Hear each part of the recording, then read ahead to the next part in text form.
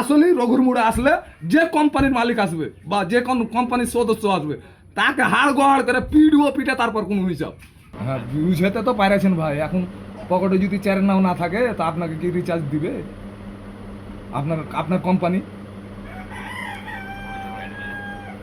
না, এখন ধরলেন আপনি রিচার্জ নিয়ে বসে আছেন, আপনাকে যদি বলি যে ভাই আপনি 50 টাকা আমাকে মার দেন, তো আপনি কি দিবেন আমাকে মারতে? হ্যাঁ হ্যাঁ। তো ভাই আপনাকে আর জ্বালাবো না, যা টাকা গেছে গেছে। আমার সমস্যা ওটুকাই, আমার জানে ভবিষ্যতে জানে আমার কোনো ইয়াতে লোন জানে না থাকে, আমার মোবাইলে যদি লোন না থাকে, না হলে আপনার সিমই চালাবো না আমরা।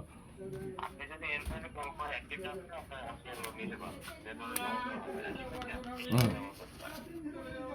তো আমি ওই সানাউল্লাহ ভাইয়ের কাছে আমি ঠিক করে নিয়েছি। হ্যাঁ, আপনি একটু ওখানে আপনি সহযোগিতা করেন, আপনার ওই যে এখানে মেন মেন আপনার সদস্য তার এখানে একটু সহযোগিতা করেন।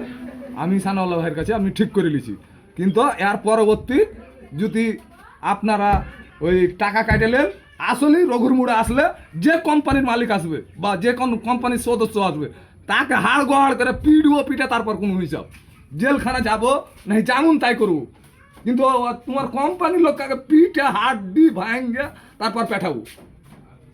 দেখি আপনারাকে ব্যথা লাগে কি লাগে না।